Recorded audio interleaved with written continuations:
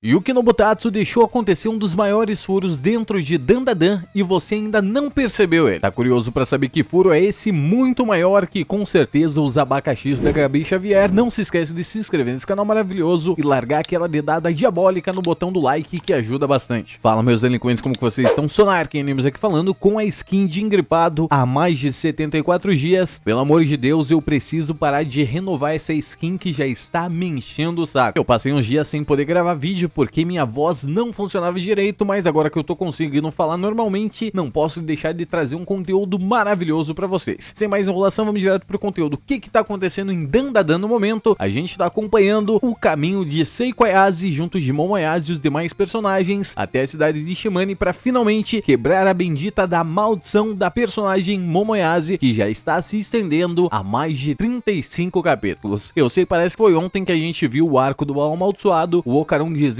que amava a personagem, mas já passaram mais de 30 capítulos desde esse arco. E desde o início de todo o Dandadan até esse arco atual, este arco é o que mais adicionou personagens na história, sem sequer deixar a gente respirar um pouquinho. Esse arco adicionou muitos personagens mesmo. O deus Okuninushi, mais conhecido como Daikokuten, Payase, Kashimoto, a associação Enchi-Yokai que está por trás das coisas também, toda aquela questão por trás do Saint-Germain que engloba ainda mais personagens. Para ter uma noção, Professor Adachi, Murakami Sensei e o homem esquisito que estava debaixo da ponte. Se eu visse aquele homem à noite, com certeza eu sairia correndo. E é graças a esse homem misterioso que levantou pra gente alguns furos dentro de Dandadan. Em que momento o personagem Saint-Germain deu o yokai da Carta das Cantigas Féricas pra ele, que a gente simplesmente não viu em local nenhum. E notem uma coisa, tá? As adagas asuras do Saint-Germain são inseridas diretamente na sua lâmina. Por que que ele não consegue ou apenas introduz esse poder dentro dele mesmo? E agora, sem mais enrolação, vamos partir do princípio.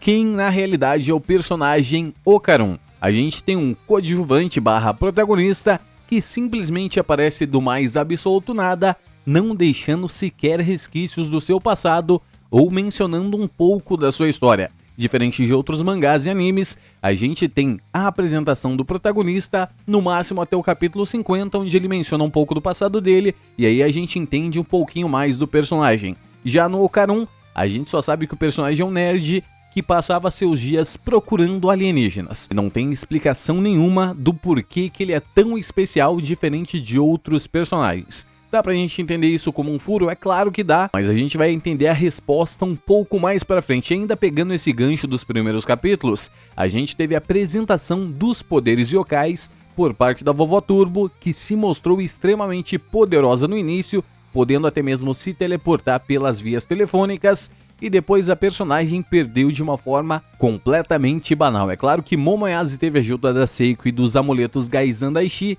mas não justifica a forma com que a personagem foi derrotada somente ao sair de dentro do território da cidade de Kami. Porque se vocês lembrarem dos capítulos 6 e 7 do mangá de Dandadan, Seiko Ayase menciona pra Momo, dizendo que nem mesmo ela conseguiria derrotar um yokai com espírito enlaçado dentro do seu território. O que seria um espírito enlaçado? Seria um espírito que tem o domínio total de uma região completa.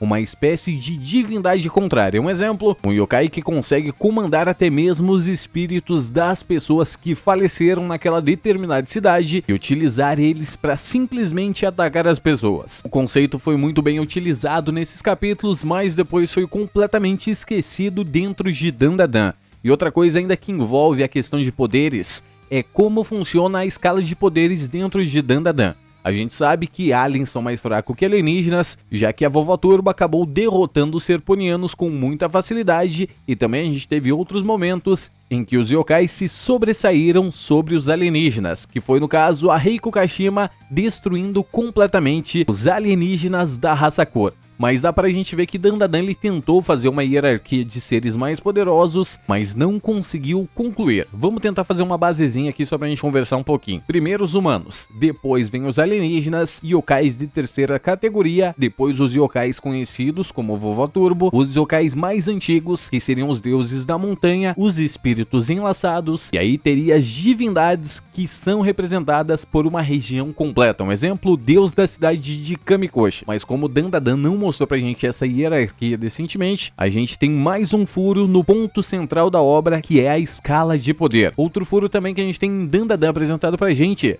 foi por volta do capítulo 175 do mangá de Dandadan, mas aconteceu em outros momentos, que é simplesmente os personagens serem perfurados, destroçados e até mesmo explodidos, e depois não acontece absolutamente nada com o corpo dele. Vou dar um exemplo para vocês. Lembra do Torinho Gozu? Seiko Ayase fez o bichinho de cachorro e o nosso querido Kashimoto acabou explodindo os braços dele com o poder da criatura cósmica Fonzaha, e do nada o personagem hospedeiro do Torinho Gozu apareceu intacto, sem danos nenhum. Em outro momento que a gente teve isso, mas foi explicado, foi quando a Vamola foi atacada pelo Hazur, o comandante da Armada Kur, teve seu corpo perfurado, mas aí o Serponiano Rokuro injetou a sua bilola metálica nela e por fim acabou curando a personagem. A gente só tem ferimentos em Dandadan nos protagonistas. Quando o cara é inimigo, os ferimentos são completamente ignorados. E isso faz um gancho pra gente para as consequências das coisas que acontecem em Dandadan,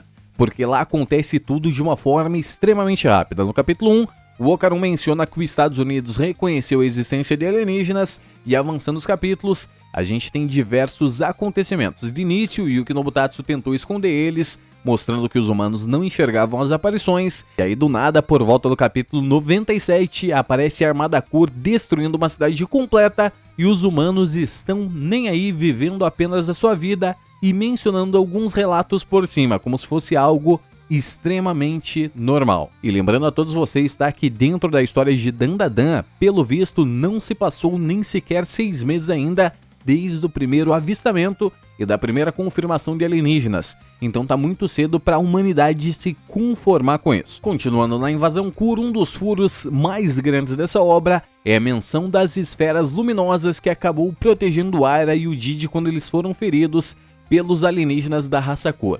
O que são aquelas esferas e quais são as utilidades dela, não fazemos a menor ideia. Pode ter diversas vertentes, ou ser somente um artifício que o Yuki Nobutatsu utilizou para evitar dos protagonistas serem mortos naquela época. Você acha que acabou? Ainda tem mais um furo dentro desse mesmo arco. Lembra da menção dos painéis onde mostrou o Kaiju, dizendo que ele era uma criatura extremamente poderosa que iria salvar aquele mundo?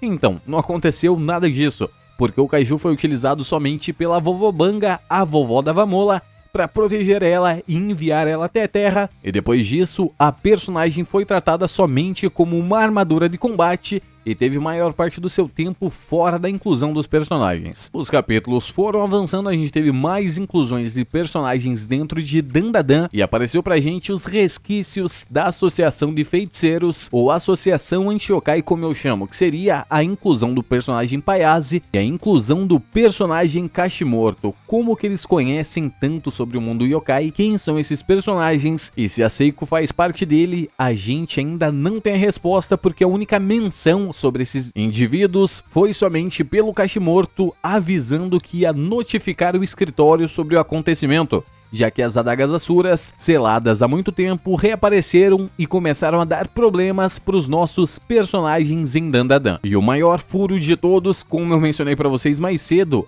é porque o Saint-Germain utiliza os poderes somente na sua espada e não utiliza esses poderes no seu corpo como as outras pessoas normais dentro do contexto de Dandadan. E notem que simplesmente o personagem conseguiu utilizar o poder da carta das cantigas féricas, um poder extremamente roubado, e do nada ele abriu a mão desse poder, entregando a um personagem completamente desconhecido. Uma coisa muito semelhante aconteceu com Haze. Todo mundo sabe que o yokai da idosa saltitante e o yokai da carta das cantigas féricas estava com o Saint-Germain, mas por que o Yuki Nobutatsu deixou esses poderes para eles como um mistério? Será que outros personagens, será que existem outros yokais com as mesmas habilidades? Algo que é muito comum na mitologia, tá? Até porque é muito comum existirem mais de um yokai da mesma espécie. Um exemplo, o guarda-chuva do Zuma. Ele é um yokai que viveu por mais de 200 anos sendo guarda-chuva, e aí ele acaba despertando e absorvendo a energia maligna das pessoas que acabaram se molhando e praguejando porque estavam molhados. Isso aí é um aviso pra você que pega o guarda-chuva da sua vovozinha. Talvez ele tenha mais de 200 anos e está esperando apenas um palavrão para mostrar sua verdadeira face. E por último, e não menos importante, o porquê o Yuki Nobutatsu adicionou o personagem e se desfez dele no capítulo 193 do mangá. O personagem apareceu pra gente depois de muito tempo, somente no capítulo 182 do mangá de Dandadan, para levar Seiko Ayase e os demais personagens até o aeroporto, e aí no 193, a personagem Seiko Ayase diz pra ele da seguinte forma: "Conto com você", que o personagem vira as costas e vai embora. O que Yuki Nobutatsu está planejando em adicionar tantos personagens assim somente em um único arco, ou pior, em um sub-arco dentro do arco principal, é um mistério completamente gigantesco que a gente ainda não tem a resposta.